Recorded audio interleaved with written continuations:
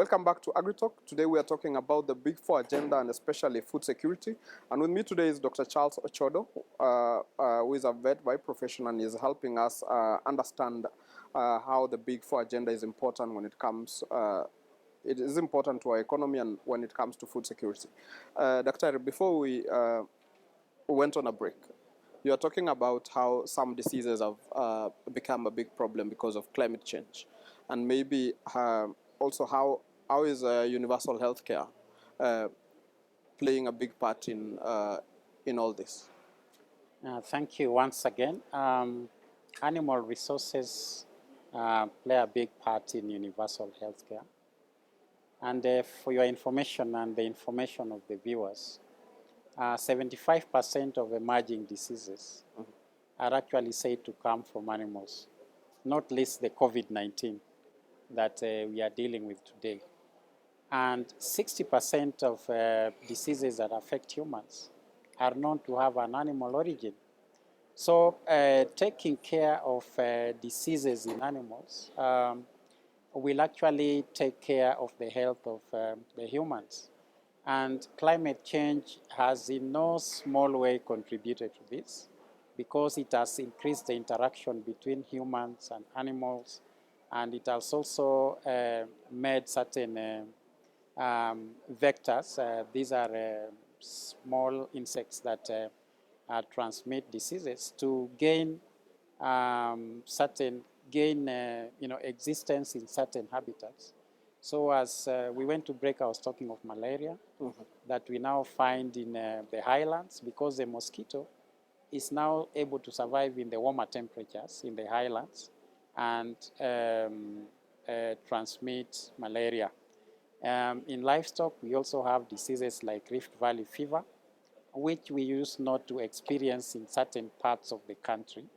But we now tend to see that disease in almost all areas of the country because, again, the vector, the agent that transmits that disease, is now able to survive in so many parts of the country as a result of climate change. So beyond that, animals carry what we call zoonotic diseases. And these are diseases that are transferable from animals to human beings. And this can be through food that we eat. Diseases like anthrax, maybe you have heard of that.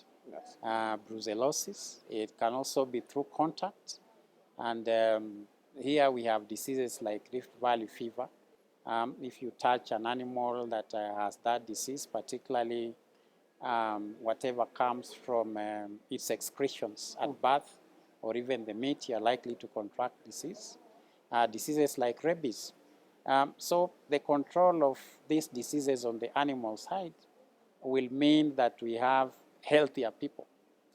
Then we have the food-borne diseases, and quite a number are infected by organisms that originate from animals. You have things like milk, you have things like meat, eggs, and so on. And we have microorganisms growing animals, bacteria like Salmonella, like E. coli, like Listeria, Campylobacter. All these will multiply in animals, and whatever comes from the animal, either as fecal content or other secretions, when this gets into the food, that carries on as infection, and that is likely to affect the people. We should also not forget that for people to be healthy, they need a balanced diet. And animal products are a big part of that balanced diet. So proteins and energy, fat, vitamins, and so on from animal resources contribute to the health of the people. So looking at universal health care, animal resources play a big part. And if we improve animal resources, then in a big, big way, we shall have managed the health of our people. And the other small bit that we tend to forget is that in the development of medicines that are used to treat people, talk of any medicine, there are about 3-4 stages. The first stage is the laboratory stage, where the medicine is tested in test tubes using cells. And the second stage is the animal trial stage, where the medicine is used on animals that have been infected to see if it will be effective against the disease. And we've seen this in the development of the COVID-19 vaccine, where the vaccine was tested in monkeys and certain close relatives of humans to see how effective it is. And in all those tests where animals are involved, there is always veterinary care involved. Okay. And so animal resources, we tend to forget, play a big part in universal health care through the development of medicines and vaccines that are used to treat people or control diseases. The diagnosis of those diseases also employ a big number of animals in the lab, the rats, the mice, and so on. And these are issues we should never forget. So universal healthcare really stands in a big way on animal healthcare. Okay. And if we can manage the animal sides very well, then we would have very little to do about universal healthcare. We know universal healthcare is quite big. It's Yeah, not true. just about That is true. treatment, it's about housing, it's about the environment, and so on. But a big part of it is to do with what goes into the people, either in terms of food or the medicines they take, or whatever they come into contact with in their lives. And animals are a big part of this because they move and their interaction with people is likely to be very high. And here we talk of animals of all kinds, including the insects and any other things. Everything else that lives except plants are animals when we talk of disease. And we need to manage that for the health of the people. Okay. Also, Doc, when we talk about food security and technology comes in mind, when we talk about technology, how can we employ technology, especially now? When you've talked about how climate change and global warming has changed things for us, where we used to have cooler environments. Now the environments have warmed up. How can technology help us produce more food for the growing populations? Yes, technology is what we have talked about also as an input in our production. And when we look at different types of food, for example, the plant-based food, we've applied different technologies to be able to produce enough quantities. And the one that we are mostly conversant with is the fertilizer. We've tried to resuscitate, soils that have become very infertile by application of fertilizer so that we could be able to produce enough grains, enough potatoes, and so on as our food. Mechanization in terms of the tractors that we use and other equipment that we use in harvesting of different crops are important. The pesticides, because we've had, as a result of climate change, we are having different pests coming in. Recently, you've seen locusts, and we've used technology in terms of pesticides, and you saw those aeroplanes in the air scaring away the locusts and spraying the pesticides to control the locusts. So we have employed technologies in many ways, even in terms of post-harvest losses. We have a cold storage to be able to extend the shelf life of the produce that we have. In manufacturing and value addition, we convert the raw produce into products that can now stay for many months and even years as food. So on the animal side, again, technology has been very important. We have different medicines, vaccines that have come into play as a result of technology. And so we are able to control diseases that were a big problem, like foot and mouth disease, things like sheep and goat pox, and many others that we can mention. We now have the vaccines as a result of advanced technology that can enable us to control those diseases. So technology is a big part in our food security. And we can't say we have used it well enough. Okay. We are still really at infancy when it comes to technology, and for a number of reasons. One of them being the small-scale nature of our production. That tends to impact against the use of technology. Because, for example, things like tractors and so on, you need big land to be able to cultivate even pasture. But in the small-scale production that we have, 80% of our farmers or animal owners being small-scale, then makes it a little bit harder for us to employ technology. Most of our vaccines, when you look at the packaging, tend to be a little bit big, even though we are working on that to reduce it to small size, so that even the farmer owning one animal can be able to have his or her animals vaccinated. But the packaging is still big. I give an example of East Coast fever. Maybe you've heard of that disease. It's a tick-borne disease. A while back, we developed a vaccine for that. And that was a breakthrough because in many parts of this country, we were unable to keep animals as a result of East Coast fever. But we have not been able to apply that technology effectively to manage East Coast fever, the disease, because of one small thing, the packaging. It comes in 40 doses, or a package of a bottle of 40 doses. And the 40 doses have to be used at once within one day when you open that bottle. And so most of our farmers in the village that have 1-2 cows, they are unable to access that vaccine because they can't have 40 animals. Very true. And therefore, they have to talk to each other to have 40 animals. And for them to agree that they all put those 40 animals together at one time, and the vaccine is also a bit costly, about 1,000 shillings per animal, has been so difficult. And so the uptake of that vaccine in areas where we expected it to have an impact, like Nyanza, the coast region, and Western, has been very low. On the other hand, we've seen a lot of uptake in places like Masailand, where the herds are big.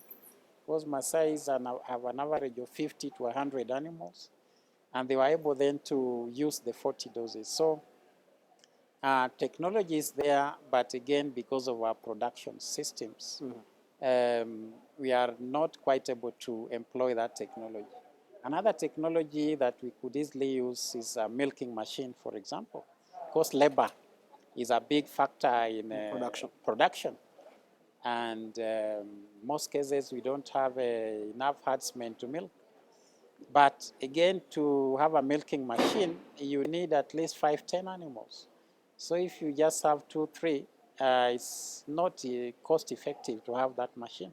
True. So we need to look at our production system. We need to look at so many factors in technology for us to be able to employ technology to its fullest level and derive the benefits. Okay. Otherwise, technology is the way to go. And as a department, that is the livestock department, we try to use technology in many ways, even in feeds, conservation of pasture, hay, and so on. But what I have to say is that we still have a long way to go in terms of deploying technology in our production systems. Okay, Doc. Also, they say having food, and if that food is not safe, then it is not food. So when we talk about food security, how safe is some of the food that we produce, especially in urban settlements? And what do we need to do to ensure that what I'm buying in the market is guaranteed to be safe food?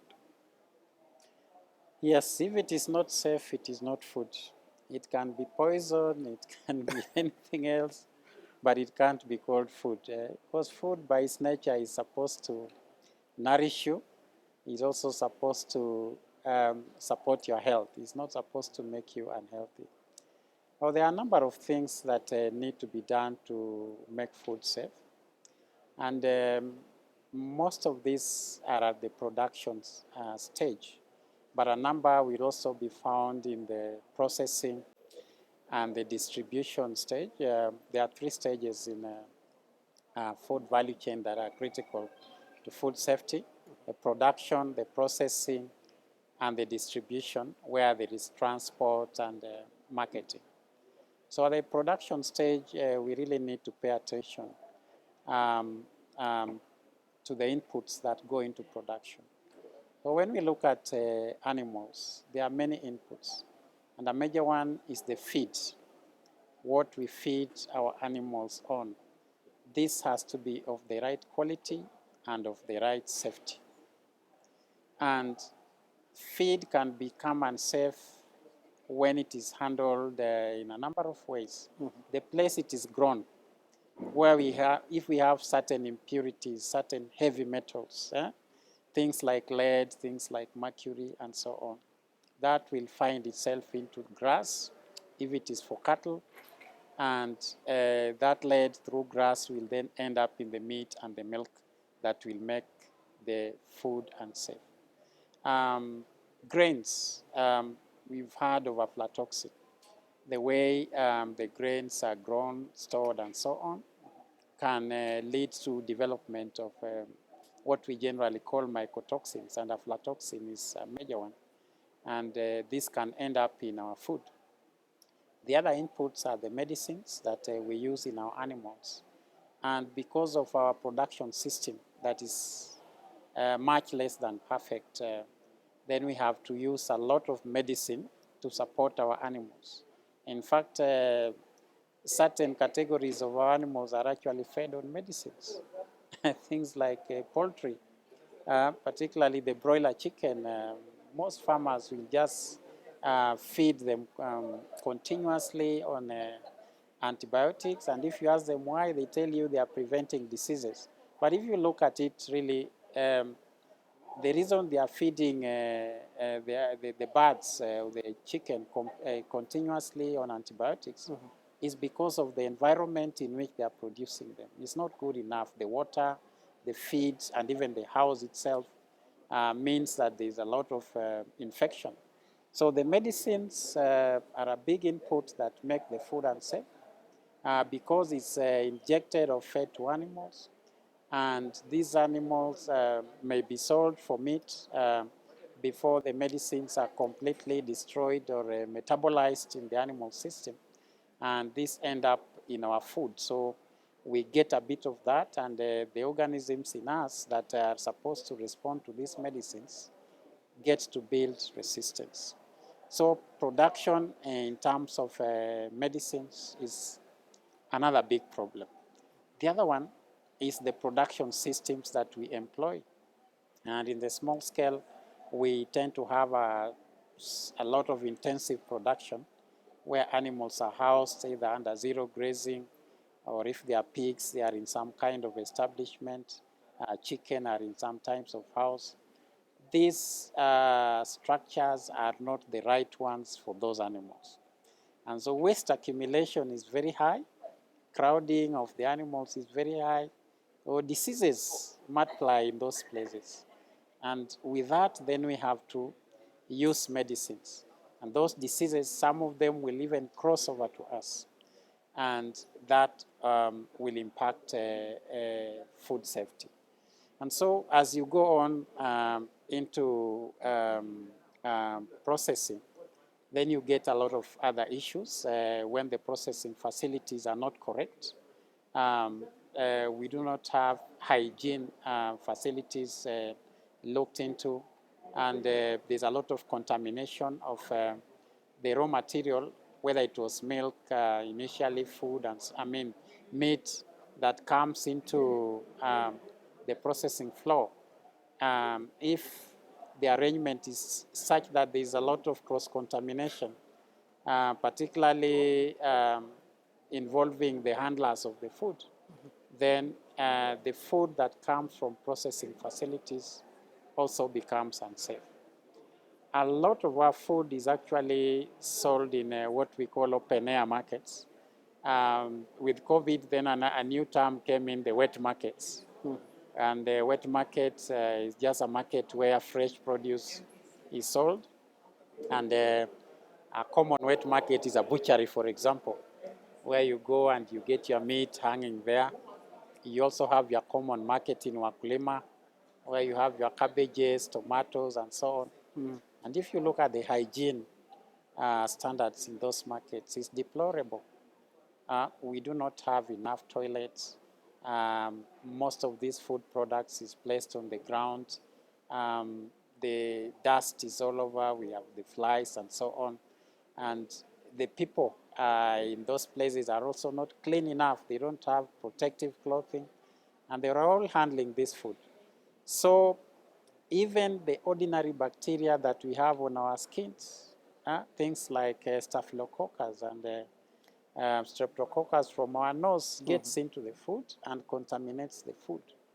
And this then creates what we call food poisoning if that food is not handled well.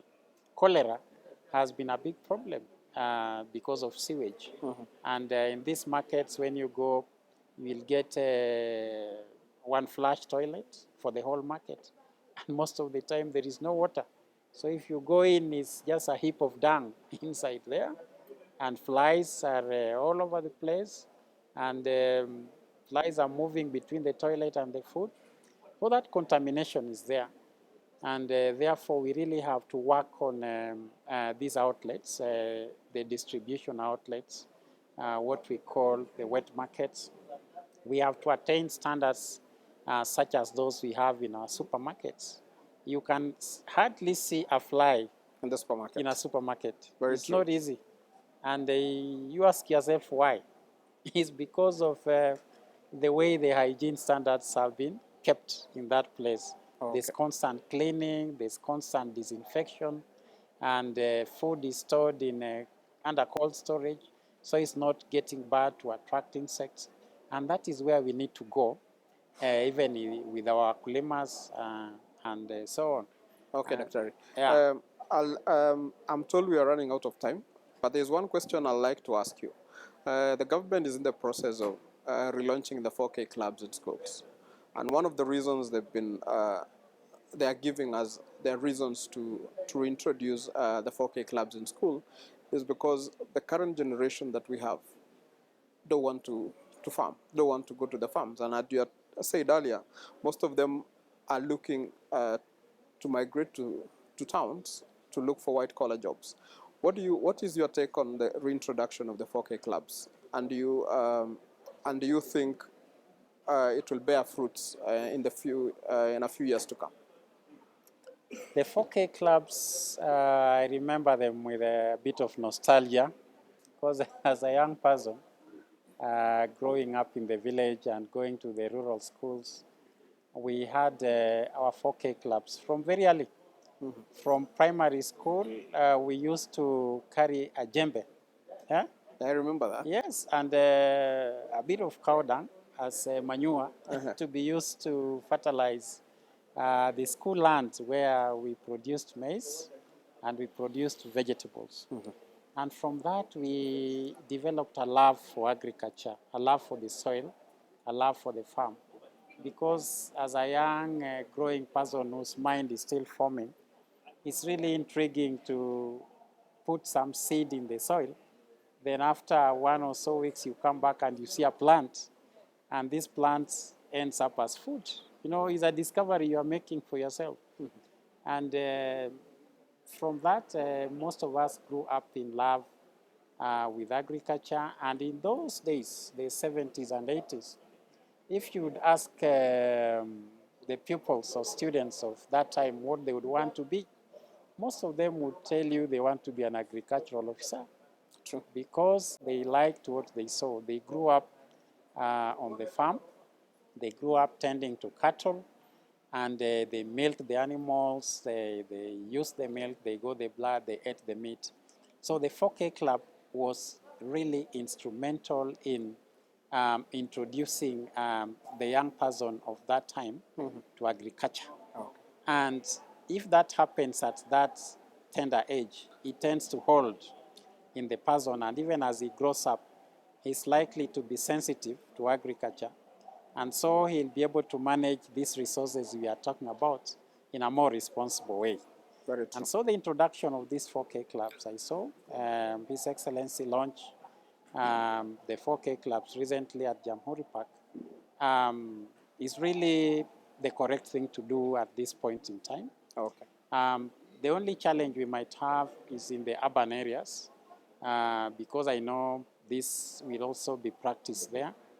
But most of our students and pupils in urban areas might lack the land resources that are necessary practice. for them to advance Okay. whatever they learn in the 4K club. Nevertheless, it will make them appreciate the need to tend crops and even to look after the environment for crop production and animal production. Okay, So Dr. I hope it is a whole package that we look at the land resources, the crop resources, animal resources, the forestry, the environment, so that we look at food production in totality, all the factors that go into it. But it's something that is really necessary for us now, and I hope it had been introduced a few years earlier. Okay. Maybe we couldn't have had all these, many of our young people coming to urban centers in search of jobs. They could have stayed in the rural areas to look after cattle and grow maize. Our farming population or our farming community is really getting old. Very true, Dr. Yes, the average age is 50, 60, 70. And all these young people who eat a lot, by the way, are in town. They are waiting for food. I request we end it there. These guys need to go elsewhere. I want to say thank you very much for sparing time to come to help us understand what the Big Four is and when it comes to food security where we are and what we need to do and the challenges we are facing. For our viewers back at home, that is it from us today. Until next time, goodbye.